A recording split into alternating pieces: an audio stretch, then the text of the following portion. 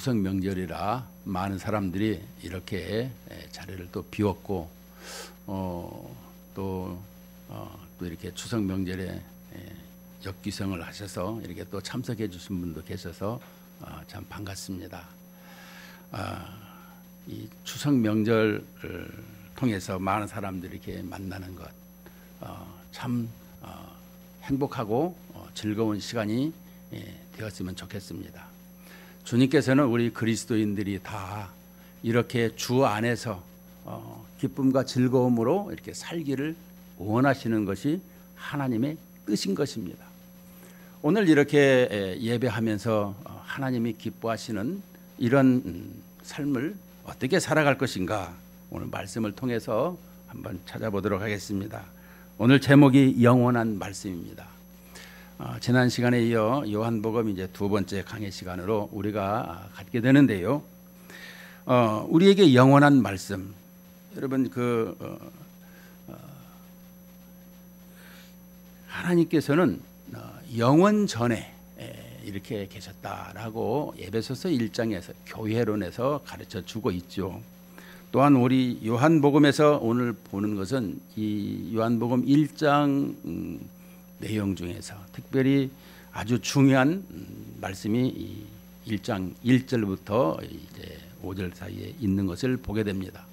특별히 14절 말씀에 아주 핵심적인 키워드가 있지만 오늘 5절까지를 보는데 이 사도 요한이 아주 나이가 많이 들어서 90세, 100세가 되어서 이 성경을 기록했다라고 하고 있습니다. 또 예수님의 품에 이렇게 안겨서 예수님의 그 손을 또 만지고 이게 시청각적으로 모든 것을 접촉했던 것을 요한일서 1장에서 이렇게 그는 보고 만지고 듣고 하였다라고 말씀을 하고 있습니다. 하나님을 이렇게 우리가 가까이서 만지고 보고 듣고 있었다라는 것을 여러분들이 인식하고 기억을 해야 된다라는 것입니다. 오늘 여기에서 요한복음 1장 1절을 이렇게 말씀하실 적에 이 말씀이 창세기 1장부터 이렇게 모든 내용을 똑같이 문맥이 이게 상통하고 있는 것을 보게 됩니다. 먼저 태초에 말씀이 계시니라. 이 말씀을 보면 태초에 하나님이 천지를 창조하시니라 그 모든 것을 그대로 여기다가 인용을 한 것을 볼 수 있는데 왜 사도 요한이 이렇게 하였을까라는 것은 하나님께서 구약에 천지 창조를 하시고 사람을 만드시고 난 후에 하나님이 기뻐하셨는데 그 후에 이 아담과 하와가 미혹으로 하나님의 말씀을 반역한 것을 볼 수가 있습니다. 그래서 하나님께서는 다시금 이 심판을 하셨지만은 우리에게 그 사랑으로 창세기 3장 15절에서 그 언약을 주시고 또 우리에게 메시아 약속을 하여 주신 것을 볼 수가 있습니다. 그 메시아의 약속이 이 땅에 오신 성육신으로 이 땅에 오신 예수님이시다. 그래서 예수 그리스도, 그리스도는 메시아라는 뜻이죠. 예수 그리스도를 이 땅에 보내주셨더라라는 것입니다. 근데 그 예수 그리스도께서 이 땅에 오셔서 그러면은 왜 오셨는가라는 것을 보면은 메시아가 이 땅에 오시면 우리에게 그 하나님의 나라가 회복되는 것을 설명해 주고 있습니다.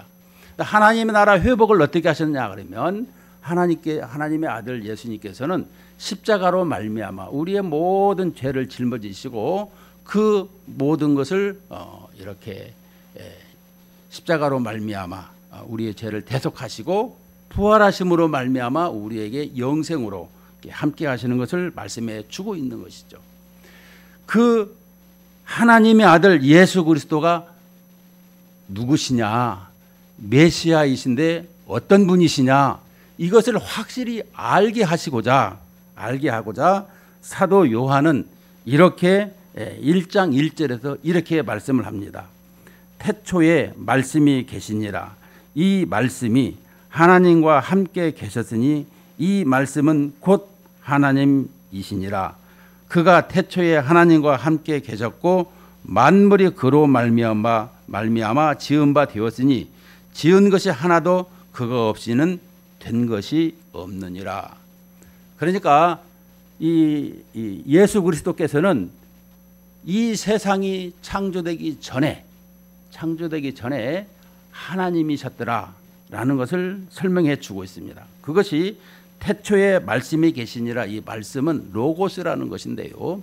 이 구약에도 신약에도 똑같이 로고스라는 단어를 사용하고 있는데 이 구약에도 말씀이라고 하는데 신약에서도 우리에게 이 로고스가 말씀이라고 하죠. 그런데 그 말씀을 너무 사랑한 나머지 영지주의자들은 이 지식을 사랑하고 지식이 우리를 구원한다라고 이렇게 영지주의자들은 가르친 적이 있습니다. 우리는 그런 걸 보면은 안 되는 것이죠. 자, 태초에 말씀이 계시니라. 근데 이 말씀이 그러니까 여기서 태초라는 것은 우리가 in the beginning에서 이 태초의 시작과 기원을 설명하고 있는데 그 전에 말씀이 계시니라. 이 말씀은 바로 예수 그리스도를 지칭하고 있는 거예요. 로고스이시면서 말씀으로 천지를 창조하시고 말씀으로 말미암아 모든 것이 되어진 것을 우리는 보고 있습니다. 말씀으로 말미암아 이 육신을 입으시고 이 땅에 오신 예수님, 이 말씀이 바로 예수 그리스도라는 것을 설명해 주고 있는 거예요. 이것을 우리가 잘 이해를 해야 그 다음에 성경을 읽을 때 그걸 바로 알 수가 있어요. 이 말씀을 잘 모르면 안 되는 것입니다. 그래서 이 말씀이 하나님과 함께 계셨으니 이 말씀이라는 것은 예수 그리스도께서 하나님과 함께 계셨다. 이게 하나님과 삼위일체 하나님이 여기서 이렇게 나오게 등장하는 것을 설명해 주고 있는 거예요. 이 말씀이 여기서 보면 이 말씀이 여기 보면 계속해서 각주가 달려 있는 것을 볼 수 있는데요.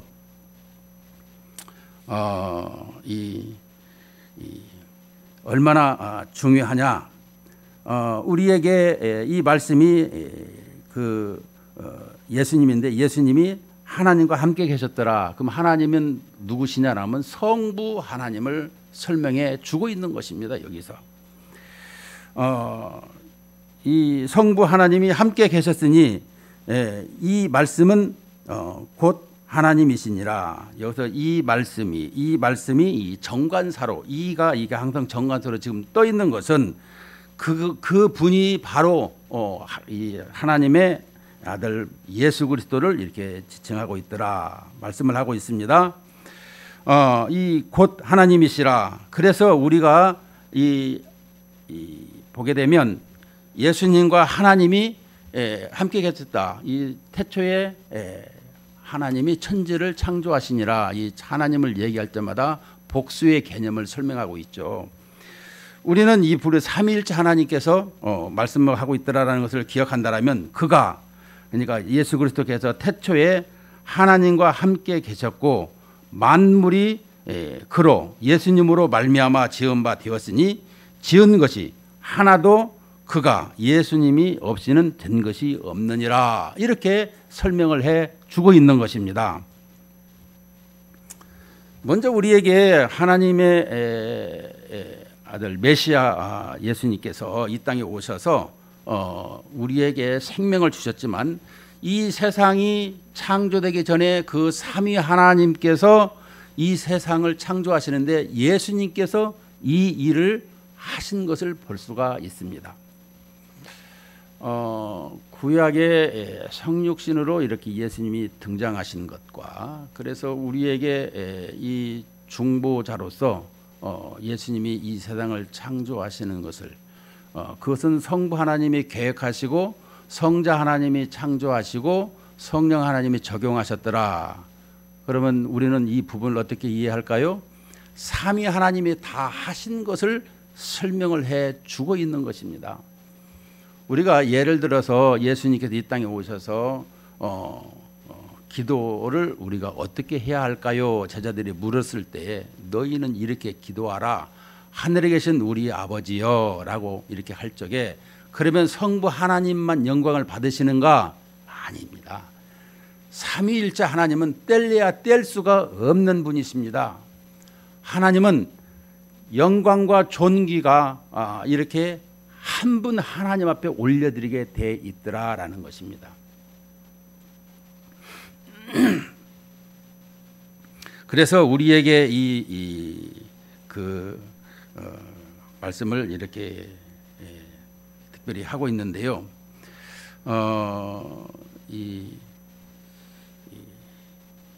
삼위일체의 하나님께서 우리에게 특별히 말씀하고 있는 그런 부분을 우리가 볼 수 있는 것은 여기서 이 1절 말씀에 이 말씀이 하나님과 함께 계셨으니 그랬습니다. 여러분, 함께 계셨다라는 것은 with라는 단어를 써가지고 함께 이렇게 말을 하고 있습니다. 그러나 여기서 쓴 그 헬라 말은 프로스라는 단어를 쓰고 있습니다.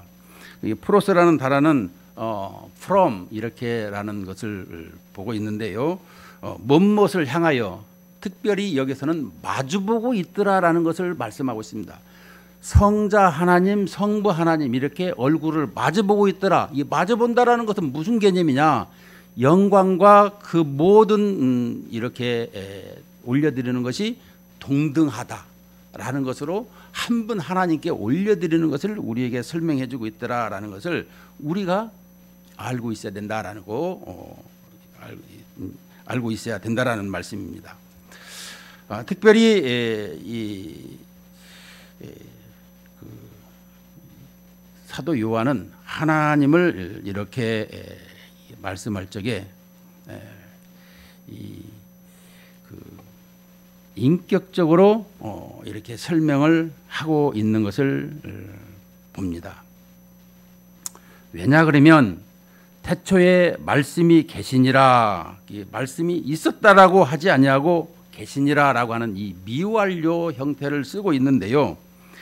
여기서 이 얘기는 그 시간을 초월해서 언제나 계셨더라라는 것을 지금 설명해 주고 있습니다. 그러니까 태초에 말씀이 계시니라, 이 요한복음 1장 1절에서 5절 사이에 어마어마한 이 신학적인 개념이 숨어 있어서 여러분들에게 이걸 얘기할 적에 조금 이해를 잘 할 수 있을까라는 것을 제가 가지고 있었는데, 그럴지라도 제가 신앙생활하면서 이런 부분이 왜 이해가 안 되고 그냥 넘어갔고 또 그 부분에 대해서 이 말씀을 하지 않는 것을 보면서 이런 부분에 대해서는 삼위일체 하나님께서 이렇게 천지를 창조하셨고 우리에게 그 하나님께서 말씀하시고자 하는 것은 무엇인가, 또 그분은 우리는 어떻게 이렇게 알고 예배해야 되는 것인가라는 것을 바로 해야 되겠다, 이런 생각을 많이 하게 된 것입니다. 오늘 그 사도 요한이 이렇게 예수 그리스도는 누구인가, 다시요, 우리 여기 요한복음 20장 30절 31절을 보게 됩시다. 요한복음 20장 30절 31절에서 이 책의 기록 목적이 뭐냐, 이 저자의 기자의 뜻을 쫓아서 설교를 해야 되기 때문에 그러는 것입니다. 자, 30절 31절 다 같이 찾았으면 한 목소리로 읽겠습니다. 다 같이 시작. 예수께서 제자들 앞에서 이 책에 기록되지 아니한 다른 표적도 많이 행하셨으나 오직 이것을 기록함은 너희로 예수께서 하나님의 아들 그리스도이심을 믿게 하려 하며 또 너희로 믿고 그 이름을 힘입어 생명을 얻게 하려 함이니라. 자, 그 이름을 힘입어 생명을 얻게 하려는데 예수님이 누구시냐? 천지를 창조하시고 삼일째 하나님으로 계시는 그 하나님께서 반역하고 타락한 인생들에게 우리에게 다시금 메시아 약속을 하시고 이 땅에 오셔서 우리의 모든 죄악을 담당하사 십자가로 말미암아 대속하시고 또 부활하사 우리에게 믿는 자들에게 생명을 주셨다라고 했어요. 그래서 요한복음 1장 11절에 보니까 자기 땅에 오매, 아니 창조하신 창조주가 자기 땅에 오매 자기 백성이 영접하지 아니하였다라고 했습니다. 그런데 영접하는 자 곧 그의 이름을 믿는 자들에게는 하나님의 자녀가 되는 권세를 주셨다라고 했습니다. 그러니까 우리가 예수님을 맞이하고 예수님을 영접하면은 하나님의 자녀가 된다라는 것을 설명해 주고 있습니다. 이것을 몰라가지고 3장에 보면 니고데모가 나오는데, 아니 다시 태어나는 것이 어떻게 태어납니까? 라고 할 때 어머니 자궁에 다시 들어갔다 나옵니까? 예수님께서 네가 이렇게 훌륭한 학자도 이것을 모르느냐? 이게 이 나무로 비유해서 고엽나무에다가 이렇게 이 사과나무에다가 이 붙이게 되면 열매나 나무가 다를지라도 이렇게 다시 열매를 맺는 것을 보면서 예수님에게 접을 붙이는, 예수님을 영접하는, 내가 타락하고 죽었던 인생일지라도 예수님의 그 생명나무에서 이 접을 붙이게 되면 예수님의 열매를 맺는 이런 모습을 설명해 주고 있죠. 우리 신앙생활이 이런 부분을 분명하게 알고 있어야 되고, 안다라는 것은 내가 이것을 다른 사람에게 알려줘야 되는 것입니다. 그러면 내가 알 수 있는 거예요. 내가 가르치지 아니하고 내가 그 사람들에게 이 말씀을 증거하지 아니하게 되면 내가 알아도 절반밖에 모르는 것입니다.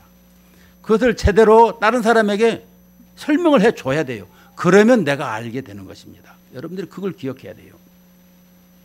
그래서 우리에게 이 예수님께서 창조주로서 우리를 구원하러 오셨더라라고 설명을 해주고 있는 것입니다.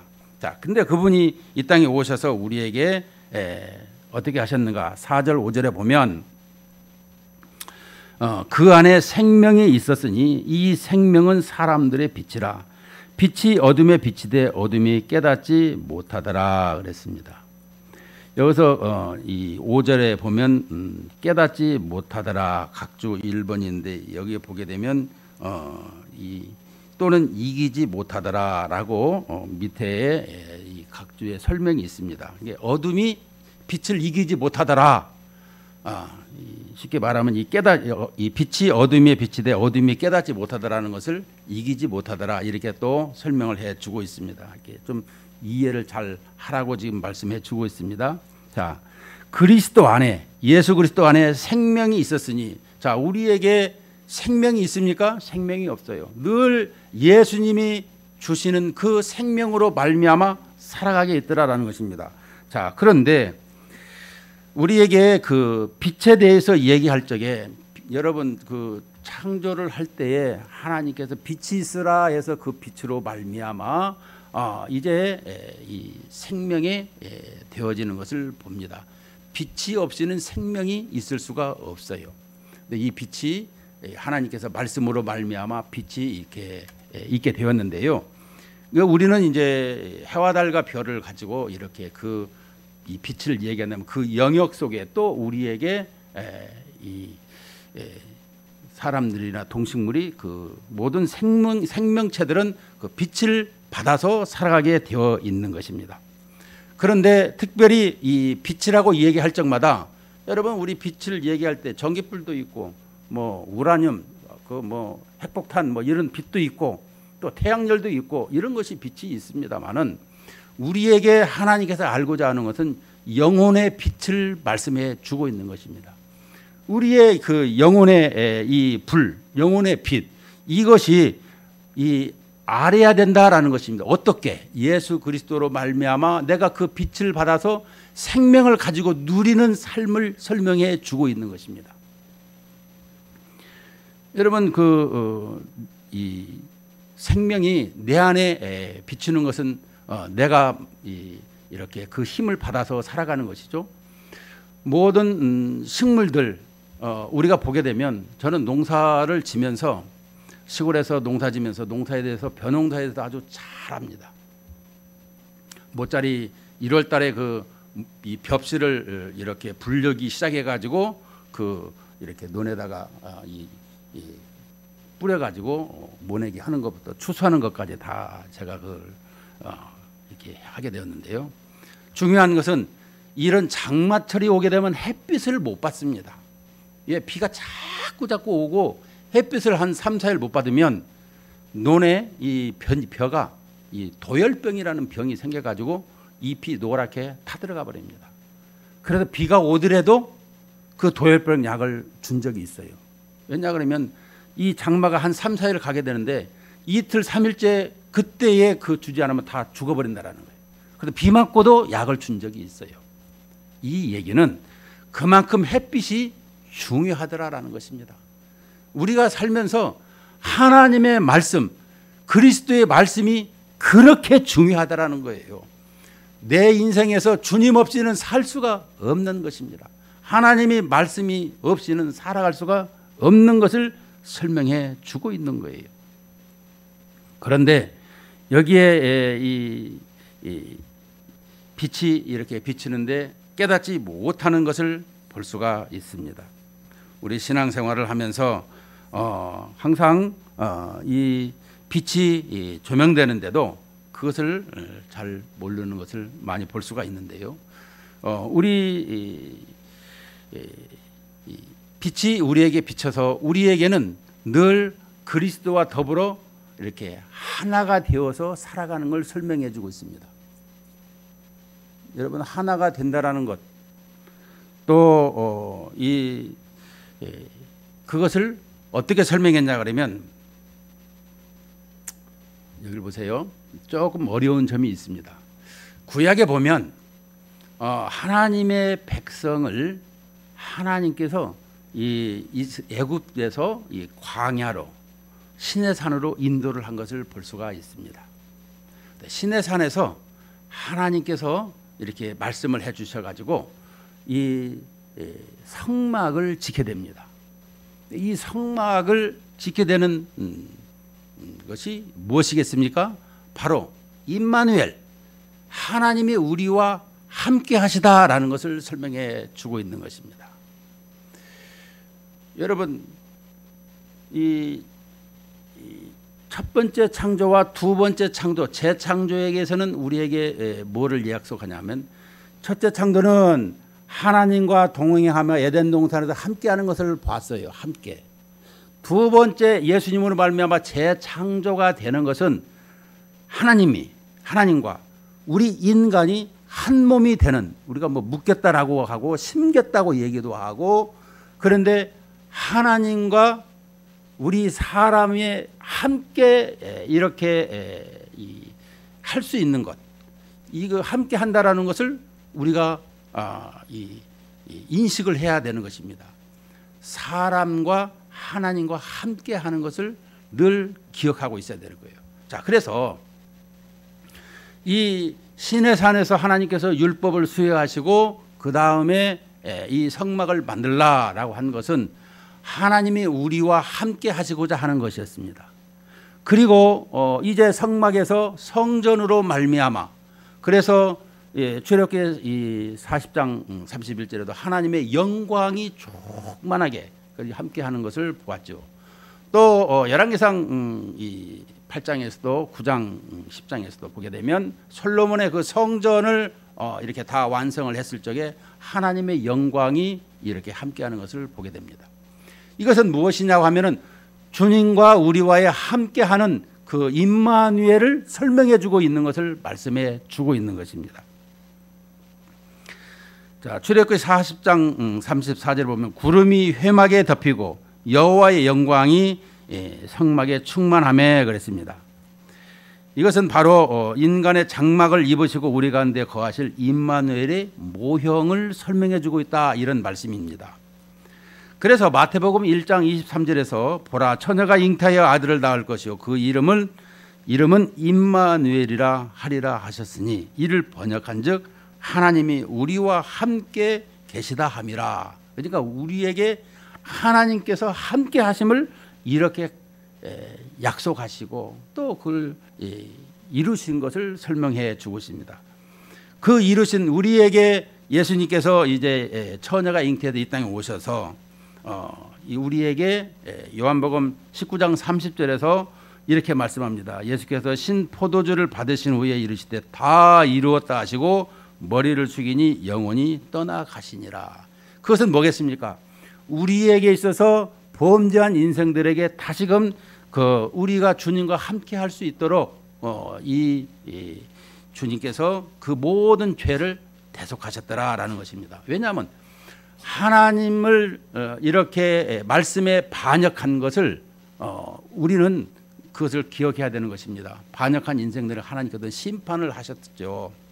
심판을 하셨고 다시금 우리에게 은혜의 언약을 주신 것이 메시아 언약인데요. 그래서 이 예수님께서 메시아 언약을 이제 이 땅에 오셔서 때가 되매 갈라디아서 4장에 보면 때가 되매 오셔서 이 모든 것을 이루셨더라라는 것입니다.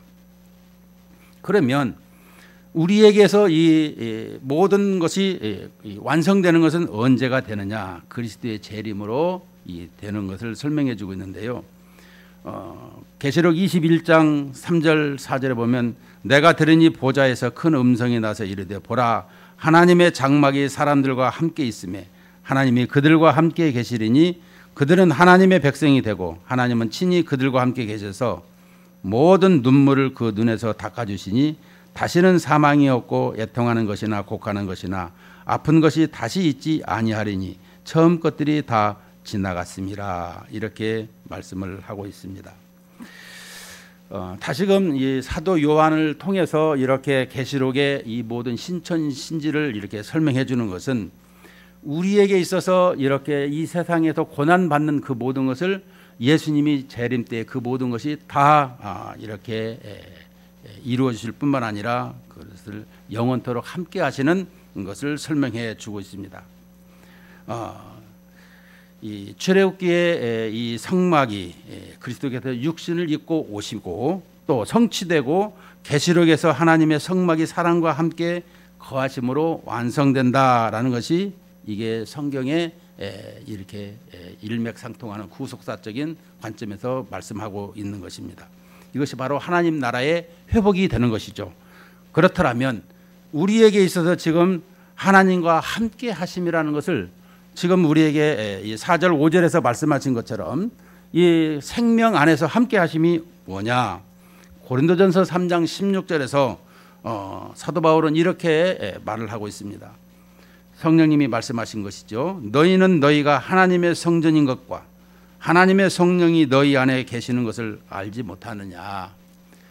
이미 예수님을 영접한 우리들은 하나님의 성령이 내 안에 거하심으로 말미암아 내가 성전이 되었더라라는 것을 말씀해 주고 있는 것입니다. 내가 사는 것이 하나님의 이 모든 것을 이렇게 안고 살아가고 있는 것을 볼 수 있습니다. 우리는 육신적인 것이 강하면 내 뜻을 앞세울 때가 많은데 하나님의 은혜와 말씀으로 충만해지게 되면 내가 하나님의 말씀을 그냥 그대로 순종하고 그대로 행하는 이런 모습이 되어지는 거예요.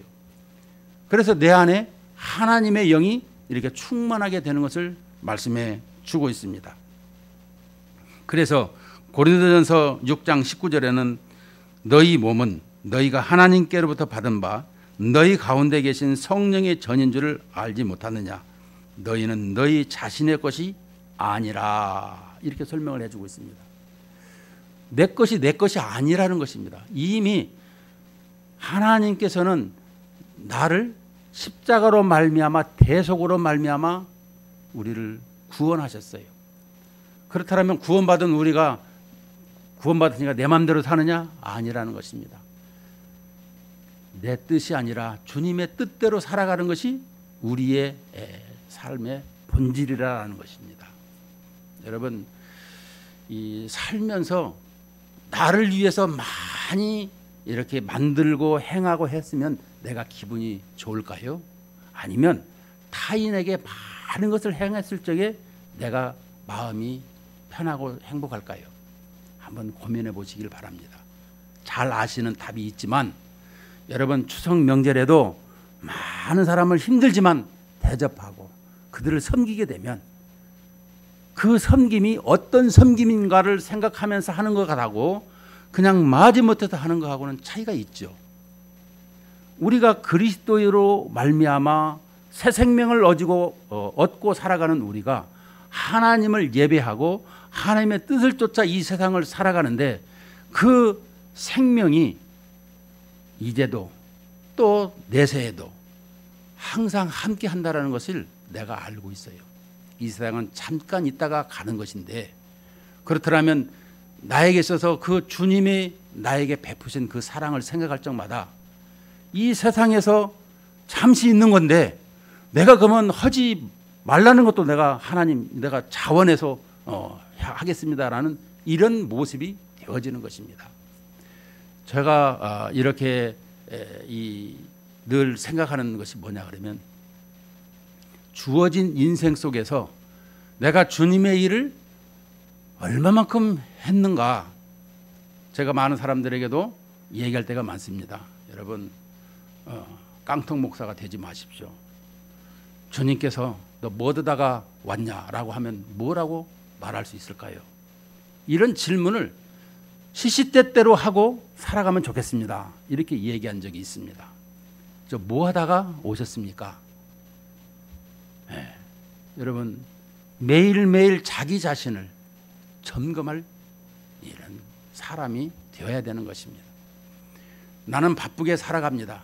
그러나 그때마다 주님의 자녀로서 내가 주님을 기쁘시게 하는 이런 삶을 살으라고 주님이 이렇게 주셨는데, 그래서 사도 바울을 신약 성경을 볼 적마다 느끼는 것은 뭐겠습니까?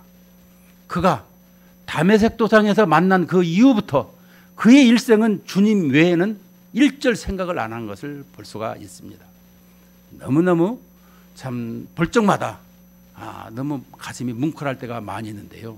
이처럼 우리 신앙생활에도 오늘 요한복음 이제 두 번째 강의를 하고 있지만 우리가 이 태초에 말씀이 계셨는데 영원 전에 계신 그 하나님의 이 예수님, 예수 그리스도 그 메시아가 우리의 이런 죄악을 담당하시고 우리에게 생명을 주시고 함께 우리와 살아가는 이런 모습 속에서 내가 그분의 뜻을 쫓아 살아가는데 우리는 어떻게 해야 될까요?